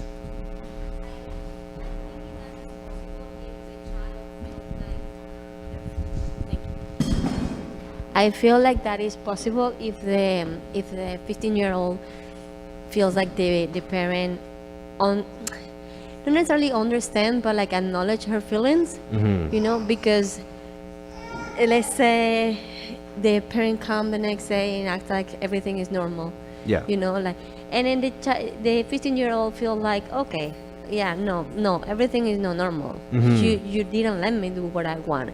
Right? But if the parents say no and that's it, it's over, not talk about anything. So it feels like what she was feeling, it wasn't important to the parent. Right, exactly. Yeah. So I think that is that is one point that is very important. Like, keep the talk with the kid and be like, well, I get it. You wanted to do that. You really like the guy. I understand. You just know the right time. Yeah. And I'm sorry, you probably feeling this way, right? So like being more open and being like more understandable of what you're feeling. Yeah. Because otherwise the kid feels like, oh, he doesn't care about what I'm feeling. Right. Like, he just expect me to be like happy and fine with him the next day. How dare you? Right. Thank you so much. I think, yes. I think through all of these discussions, kind of a common theme that I keep coming back to is this idea of being comfortable with not having that perfect solution. Somebody said it earlier about it not being a perfect situation. And that's something that as an adult, you struggle with. You have a conflict at work, it's still awkward. It's still there for a really long time. So having it with somebody that's 15, like seeing it as more as of an opportunity, that it's not a Disney black and white, there's a right and wrong, you're right, I'm wrong. Right. But that this is how the world works. There are two different sides, two different perspectives. Can we understand each other's perspective? Right. And at least respect it? absolutely. And then maybe you have that Yeah. more of an opportunity for a dialogue. Yeah, I love that. I love what everyone has been saying here. And I think, to bring it back to these themes, the idea is it's okay to sit with discomfort. And the more we can sit with our own discomfort, sit with the discomfort of someone else, the more we can get along. And we're more able to sit with discomfort when we're able to understand what other people are feeling, right? Whether it's at work, whether it's with your child, especially with your child, you can model to your child, I can still maintain my position even though I'm uncomfortable with it. Or I can understand you and your position even though that's something that I'm putting a boundary with. We can sit with our discomfort together. It doesn't mean that when there's discomfort, we have to fight to eliminate discomfort. I think that's the idea. That's the thing that we're trying to work against, is that when there's discomfort, let's eliminate it.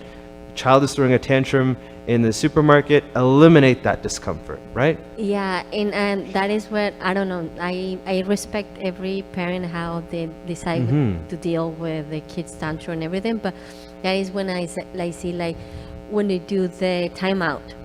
When they do the timeout, I don't feel like it's a way of like you being there for the child to deal with their feelings. It's more being like, well, you go over there, and when you feel better and you're happy, you come to me. But then your feelings, I'm not gonna deal with them because right now they're no good. Yeah.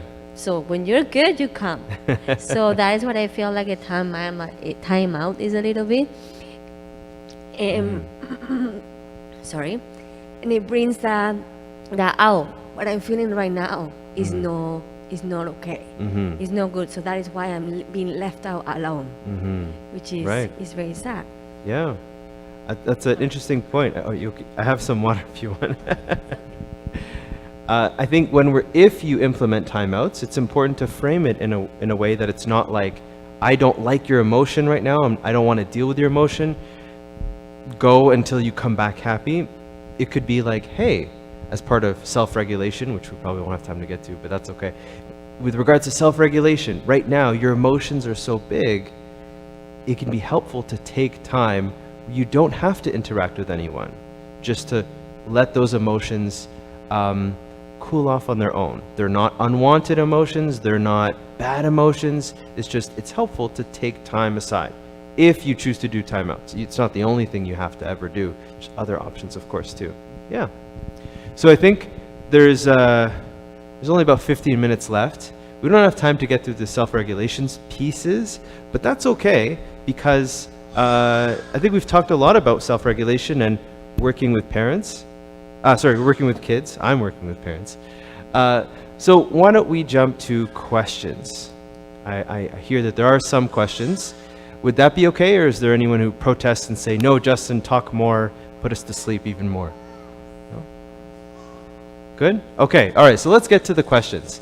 So, let's see here. Okay, so, first of all, any hands? Anybody want to ask a question out loud? Or you can ask a question anonymously, using the code 86134723 on menti.com. So, any questions, or should I get to, okay, yes, wait. So we have 3 kids, and their personalities are all very different. And one of them, their emotions are, like, they're pretty good at regulating their emotions on the whole, and the other one, like, things get very emotional very quickly, and it's very tiring to deal with. Do you have any advice? And how do you know when they're like a child?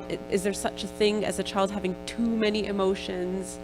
I don't know if that's clear. Like, you're always dealing with emotions. Right. It's tiring. It absolutely can be, right? Sure, yeah. So, you have 2 kids, 3 kids, or 3, but there's one, emotions aren't very strong, and the other emotions are kind of more strong, right? A little bit more loud. So I'm sure it is something that you've noticed for a while, right? Where it's not something that it's like you purposely tried to make one child more emotional than the other, right? But you also mentioned that it's something you feel is a bit draining, tiring, that one child is really emotional. So you're asking for some advice, right? Well, what makes you think that what you're doing is not already the best you can do? Yeah. Because, okay, so what is your goal in terms of the situation? Is it for, like, what is the goal in particular? I think for me, the goal is that the child would be happy in general in life. Yeah. I know, but just that they wouldn't, get so easily upset, so they'd be happy. you know. Right. That makes sense. So, anyone remember being a child and tasting your favorite food for the first time or your favorite candy for the first time? Do you remember that experience? For me, it was pizza. Taking that, as a kid, pizza was like, pizza days at school especially, it tasted so good. I don't know, maybe the quality of pizza has gone down, but in general, like food tasted more intense. Or remember watching your favorite movie for the first time, and it was just so wonderful, right? Just really loved it. So in general, as children, things are experienced more intensely, okay? So that's a given, especially when there's novelty, right? So maybe for children, as they're going through life, things are a lot more intense. The reason I'm pointing this out is that one thing is that over time, things should feel less intense. They do decrease. But naturally, some people are a bit more sensitive or they feel things a bit stronger than others. And that's okay. It's just like some people are taller than others. It's just one of those genetic things. So for someone who's really emotional, one thing that is helpful is to have a healthy relationship with the emotions. So I can have deep, strong, intense emotions, but that doesn't necessarily mean that I'm a bad person, or that doesn't necessarily mean that emotions are bad.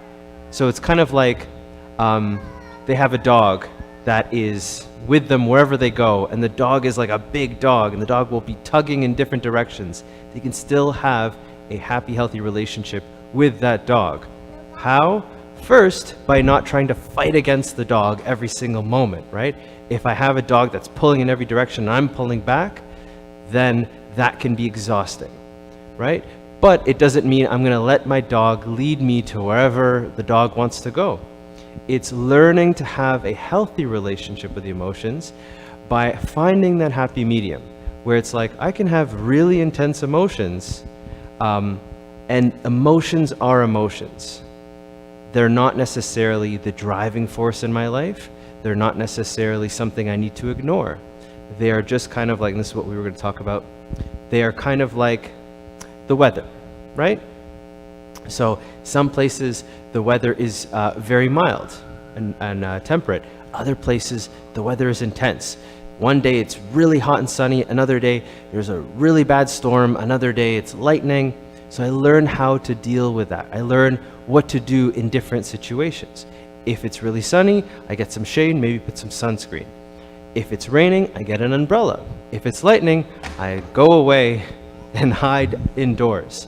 So over time, you can help your child, and your child will learn how to handle the different weather so that they can function, whereas another child might just be living in a very mild climate. I don't know if that's helpful. Yeah?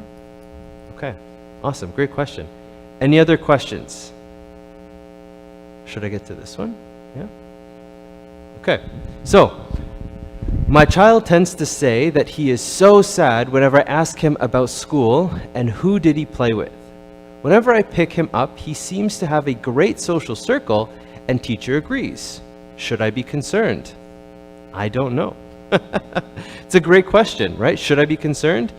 Well, what is the sadness about? Yes. Would you like the mic?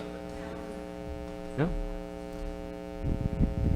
So this is your question you're saying, right? Yeah? Okay.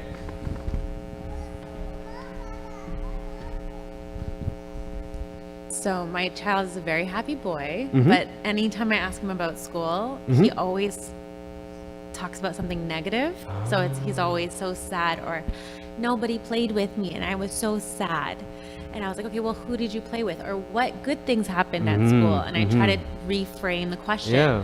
But he always holds on to sadness as like the emotion that he feels, or something that's just heavy. You know what I mean? And I just want him to, my concern is like his mental state. Does it always go to sadness? Does it Right. always go to that? Right. You know what I mean? So Yeah. I want to find strategies on how he can, think of like cup half full Right. versus half empty. Yeah. Yeah. Does Okay. is that more clear? Yes. Thank you for elaborating on that. So, yeah. Okay. So, two things. Number one is the negativity bias. Has anyone heard of that? No? So it's this phenomenon in psychology where we naturally tend to focus on negatives more than positives. It's just a regular human condition that negatives stand out to us more than positives, right? If you ask people to memorize labels, like even just the names of different labels, they'll show you random different bottles of things in an experiment.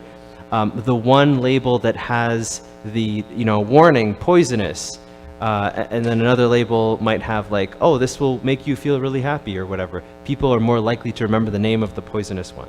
So it makes sense that we have adapted or we were created to focus on negatives and remember them more because it helps us survive, right? Just avoiding negatives. So sometimes some people tend to focus on negatives naturally a lot more than others. And that's okay. Another point is, what is the entry point for connection between me and my child? In other words, what happens after my child talks about negatives? So sometimes, and this question actually has come up before, so it's not just you in any stretch, but sometimes some parents will say, I notice that my child will always talk about negatives or always share with me something bad that's happened. And then the question is, what do I do in response, right? So I'm hearing from you, my effort is to try and invite him to think about positives, which is great.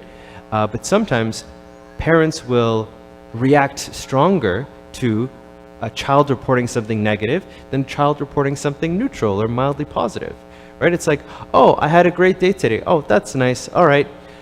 But if it's like, oh, this happened, I fell down and this person teased me, and he's like, oh, I'm so sorry. Come, let me give you a hug. Let me comfort you. And then it becomes reinforcing. Not that it's a bad thing to reaffirm or to reassure your child and comfort your child, but sometimes we learn, and even as adults, we learn that if I talk about something negative, I'm more likely to get more connection out of it, right? So it's not to put the blame on parents at all. It's something that we all do because we love and we care, right? So I like what you were saying. You want the child to focus more on some of the positives, because there are a lot of positives, especially from what you're saying. So something could be just the way you ask the question. So instead of how was your day today, it could be like, so what's 3 positive things that happened today, or what were your favorite parts of today? Just kind of already prompting the child, inviting him to think about something positive from the get-go. And if that becomes a routine, then when he's going to be picked up, he's like, okay, what am I going to tell mom about the positives today? And that might already put him in a positive space. What do you think about that? Good? Okay, awesome. Comment?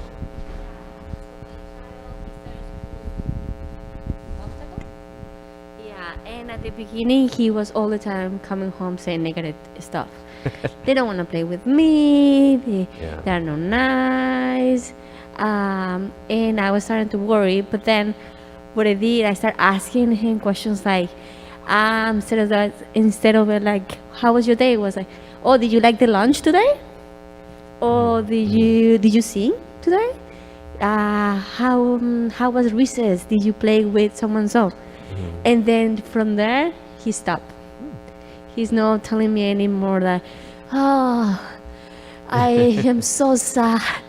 I don't like school. No. Right. He stopped. Yeah. So maybe that would work. So the prompting can make a difference. Yeah, thank you for sharing. And also to add, like, you know, hearing you talk about these experiences your kids are having, school is also tough. I mean, there's a lot of positives in school, but like, think about being back in elementary school and, you know, some of the bullying, some of the social exclusion. It can be like a jungle in a way. Having to sit down for 8 hours or most of 8 hours and be told what to think about and be told what to do every single day of your life, it's tough. So yeah, but prompting can make a difference, can be this gentle, you know, suggestion of where to start to think about. And that can make a big difference even for their own well-being, right? So it's good. See the yes and the dialectical way of thinking. There's the validation about it's not easy or it's tough, and here's something you can do, right? Yeah, awesome. Another question or the next question? All right, next question.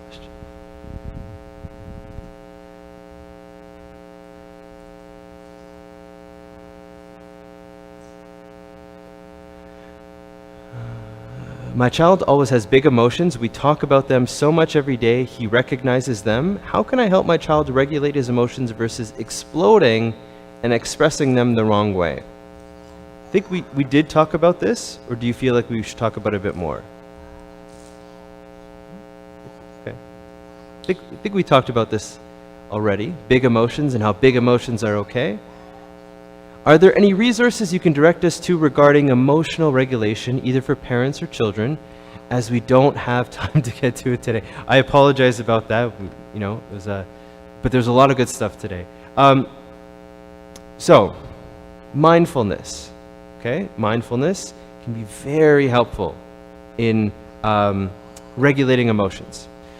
Mindfulness is not necessarily a religious practice. But it has been associated with other religions, and it's also part of our Christian faith.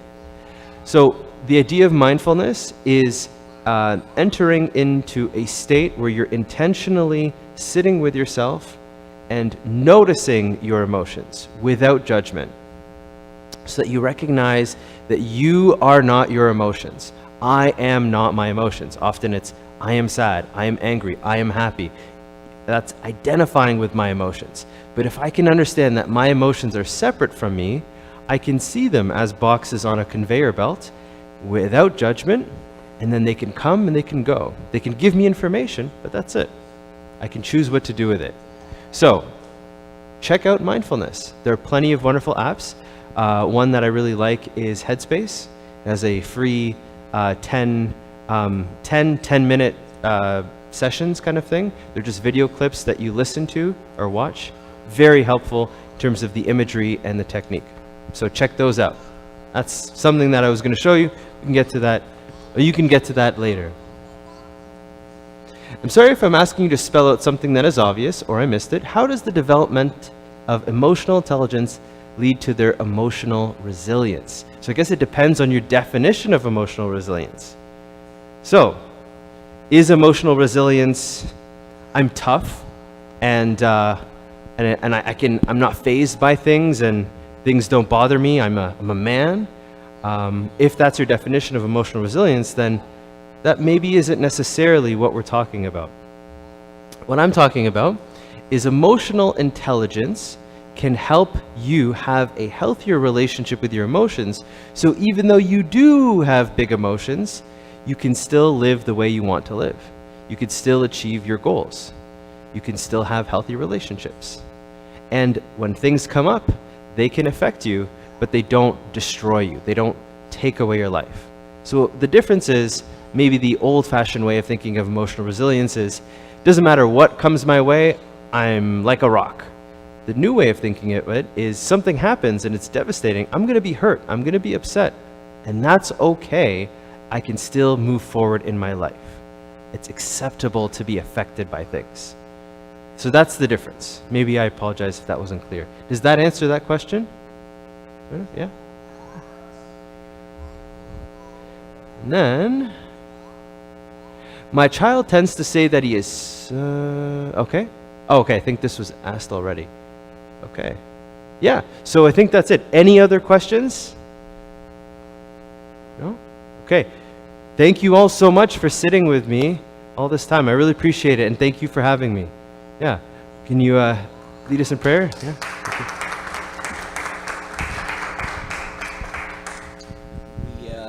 Thanks so much, Justin, for being with us. And we have a small thank you gift for you for being with us. And a thank you to all of you. Yeah.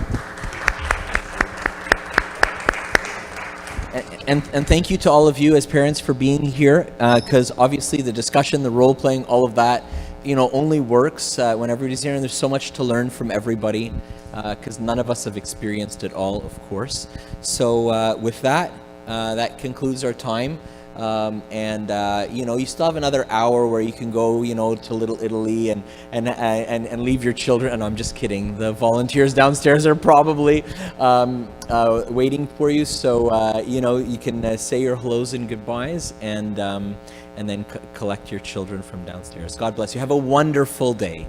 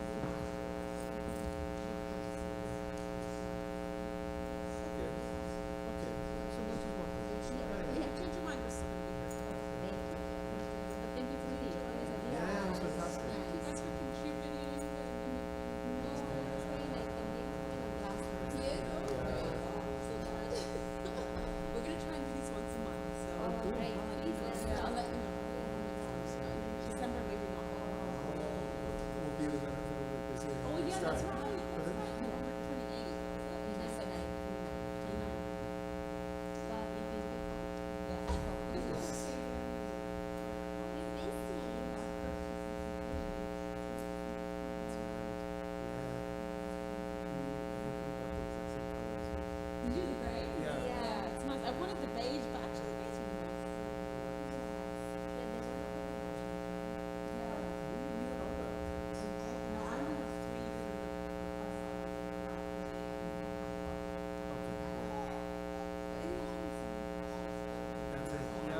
That's like the least expensive thing. All these accessories, I'm like, what is it? Because we didn't buy the 0 to 6 month. This is the 0 to 6 month. It's like a lesson or something. But it was $250 down for 6 months. So we bought the adapters for the car seat. Yeah. And then we'll just use that. But we always just falls in maintenance. I think it came with the equipment that we're like, I was it's gonna gonna show yeah, up. well,